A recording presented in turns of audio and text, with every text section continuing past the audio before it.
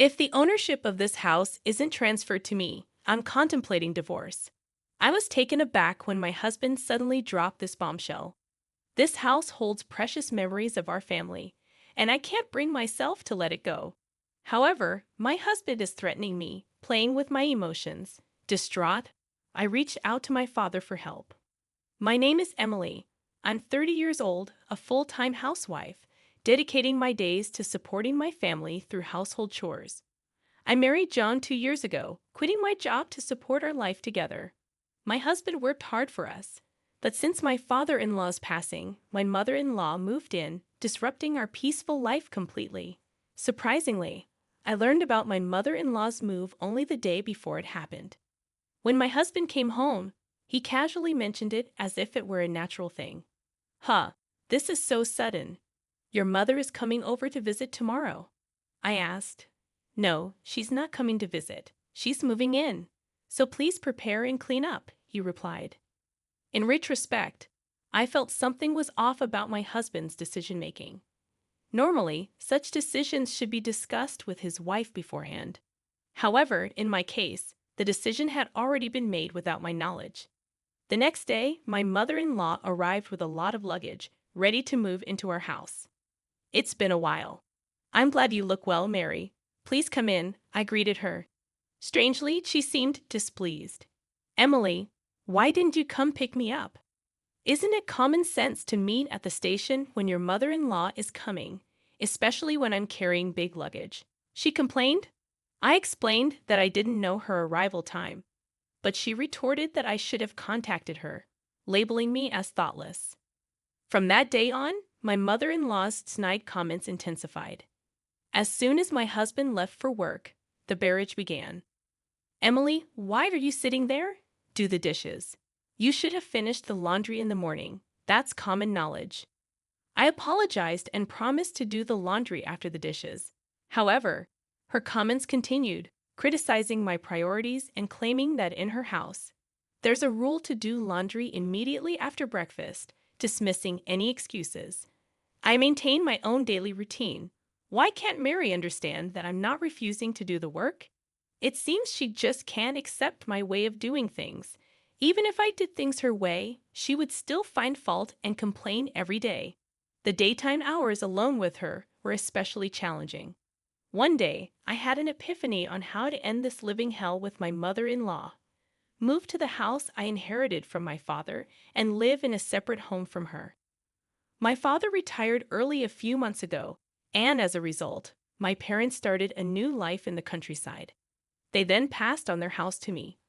Fortunately, that house isn't too far from our current apartment, and we were planning to move eventually. Living with my mother-in-law has reached my limits, so I decided to talk to my husband about moving sooner. John, can we talk for a moment? I asked. He inquired. What's up? Anything happened? I brought up the house my father gave us and suggested moving there. Oh, that house. We did talk about moving there someday. Why the sudden decision? He wondered. I explained.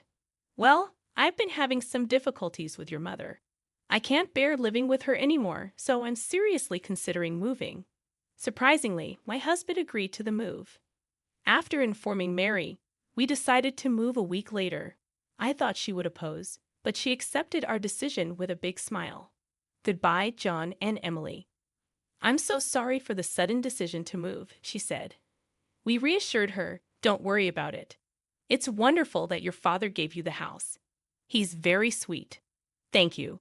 Please visit us sometime. She promised to visit, and we headed to our new home. I felt relieved. I wouldn't have to hear snide remarks from her anymore.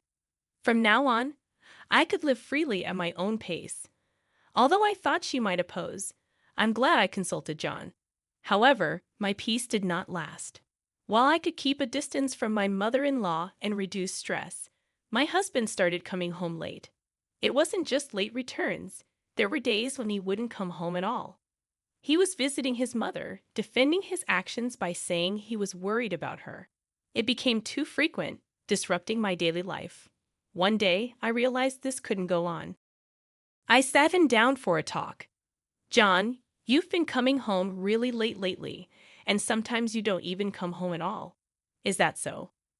I'm just worried about my mother, he replied. That's not the point. At least let me know beforehand that you'll be late so I'll know I don't have to prepare dinner. Since you're a housewife and always at home, you can eat the leftovers for lunch the next day, right? So you're saying I should just accept everything quietly because I'm a housewife? Are you saying we shouldn't talk about this? Isn't that the truth? Housewives just relax at home, right? What? What are you saying? Anyway, I'm worried about leaving my mother alone. Ellie will be coming back soon, and I need to discuss some things with her. Wait, Ellie is coming back. Ellie is John's sister who currently lives abroad for work. It was the first time I heard she's coming back, but what does he need to discuss with her? Curious, I asked my husband. We're moving Ellie here to live with us. What? Live together? Yes, she kept saying she wanted a big house like the one she lived abroad. That's why I thought of letting her stay in this house. I don't understand. Suddenly informed of this, I couldn't think of anything. Is my sister-in-law going to live in this house? I was just able to escape Mary's bickering, and now his sister. Wait a minute. Why is Ellie going to live in this house? This is the house that I inherited from my father. It's unnatural. This is the only big house that would satisfy Ellie. The apartment where we used to live is now where my mother stays, and it's too small for 4 people. Don't just decide on your own. I never intended to live with Ellie. Oh, I don't plan to live together either. I intend to give this house to Ellie. What? Why? Because we plan to move back with my mother. Ellie can use this house freely. I was taken aback by my husband's unreasonable proposal and felt like fainting. Despite my repeated insistence that I had no intention of living with my mother-in-law, my husband eventually became furious. Can't you be a little more considerate? You can live because of me, so just do as I say. Enough is enough. Enough of your jokes. This house is precious to me, inherited from my father. Why should I give it to Ellie? Such a wonderful house is wasted on you, isn't it? I've already told Ellie that I've got her a large house. It's too late to say otherwise now. I wasn't consulted in any of this decision. Either way, I can't accept it. You're always complaining. Enough. Calm down and think. I'll go back to my mother's for a while. My husband angrily slammed the door and left. Left alone in the room, tears streamed down my face. I couldn't understand why my husband decided everything on his own. It's unimaginable that he intends to give away the house. I inherited my father's house, but my husband insisted on giving it to my sister-in-law, Ellie. Every day, he bombarded me with messages, asking if I had calmed down and urging me to come back soon. Each time, I had to firmly tell him that I had no intention of agreeing. Then, one day, he sent a message that read, "Hey, Emily, when will you come here and live with me? Stop nagging. I've said it so many times. I have no intention of living with Mary, moving there, and giving this house to Ellie. I've already told Ellie, stop being selfish. She might be coming back this week, so there's no time. Why should I give up my house for your family? I inherited this house from my father. Don't decide on your own. Who do you think you're talking to? Even my mother is furious. I'm at my wit's end. That's not my problem. You're ignoring my feelings." My husband let out a big sigh over the phone, clearly frustrated. Then he said something shocking. "If you can't listen to me, then let's divorce. Hand over the house to Ellie. Leave by tomorrow." At that moment, my love for my husband quickly faded. Threatening me with the word divorce was utterly despicable, and I couldn't possibly forgive him. To use divorce as a threat without considering someone's feelings was unacceptable. I couldn't let these people have their way. As I burned with anger, my husband continued to speak with a triumphant and dominating tone. "Listen, if you don't leave by tomorrow, I'll really divorce you. Got it?" "Wait, are you serious?" I asked, shocked. "Of course I am. You don't have a choice. What will you do if you, a housewife, get divorced? You can't survive. Enough, I get it. Good. Hurry up and move over here. My mother is looking forward to disciplining you." He hung up the phone with a confident tone, thinking I would do as he said.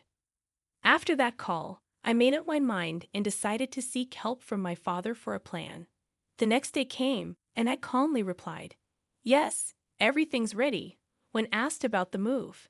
Curious about Ellie's return, my husband inquired, "By the way, I'm curious about when Ellie will be back." "She'll be back tomorrow." "Why are you so obsessed with Ellie?" "Between you and me, she seems to have made a lot from stock investments. I see, so if you provide her with the house, maybe you can ask for financial help." "That's so like you. Anyway, you need to leave that house today. It's inconvenient for all of us." "Don't worry. I've already moved," I said calmly. "What? What do you mean?" My husband seemed genuinely surprised. "I knew it. You don't want to divorce me, do you?" "Naturally. Without an income, you can't survive. But all of this is coming to an end. We're still married now, so that's why we're talking." "Wait, what? I can only think about divorce now." My husband was clearly shaken by my words. "You promised to move out of that house, right, and live with me? But you've already moved." "What are you saying?" "Of course, I won't live in a house with a husband who decides everything on his own and a bullying mother-in-law." "Huh. Why are you including me? You promised to move out for Ellie." "I said I've already moved, didn't I?" "I did as you said. Enough with the jokes. Where are you now?" My husband's tone was panicky, and he was clearly losing his cool. "Actually, I'm at my parents' house." "Why did I move to my parents' rural home?" "I don't plan on returning to where you guys are," I declared to my husband. He replied with a hint of relief in his voice. "You should have told me that sooner. If I could just give that house to Ellie, it doesn't matter where you live. It would require $3,300,000, he explained. $3,300,000? What? I exclaimed. I put the house I got from my father up for sale. So if you really want to give it to Ellie, buy it for $3,300,000 and then hand it over, he calmly stated. What? Are you joking? I'm serious, he insisted. The house was still in my father's name, so I asked him to sell it.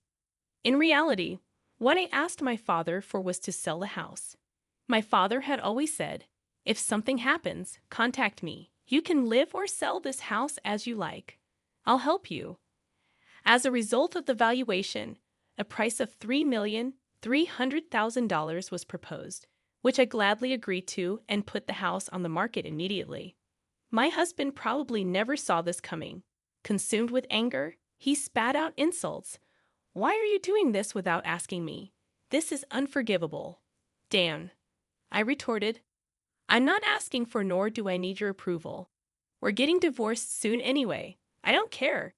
Do you understand your position? You'll be the one in trouble if we divorce since you don't have an income. You're just a housewife. I'd rather struggle on my own than be with you forever. Listen, Ellie will be coming back soon. I told you, I'm relying on Ellie's money, didn't I? So what? Like I said, if you want to let dear Ellie live in that house, just buy it for $3,300,000. That is if you can." "What? That's impossible. If Ellie has made a lot of money from her investments, I don't see why she can't afford it."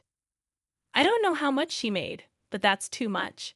She can never afford it," my husband insisted, maintaining his domineering attitude.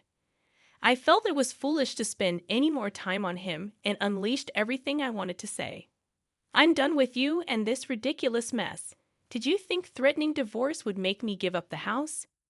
If you thought being a housewife meant I'd do whatever you say, you're so wrong. Hey, let's calm down and talk." "I am calm. Isn't it you who's panicking? I won't be controlled by you or your family anymore. Stay out of my life. Go to hell with your beloved mother, you mama's boy." I shouted loudly enough for the whole neighborhood to hear, then abruptly hung up the phone. Of course, I'd had enough of these insane calls from my husband, so I blocked his number. I immediately consulted my lawyer and decided to request a divorce. It took some time, but the divorce was finalized, recognizing my husband's fault. He and Mary still live in that apartment. As for Ellie, they couldn't provide the large house she wanted, and she was furious, claiming this wasn't the deal and made a U-turn back overseas. My ex-husband's plan to seek financial assistance from his successful sister fell through. Now, he seems to be struggling financially, having to pay me alimony and support his mother. As long as he continues to live with such a selfish mother, his life will never be prosperous. On the other hand, I've moved to the countryside and am enjoying peaceful days with my parents. I recently started a clerical job at a small company introduced by a neighbor. With that salary, I can live comfortably. I plan to live here for a while. I want to be by my parents' side as much as possible to repay the kindness they've shown me.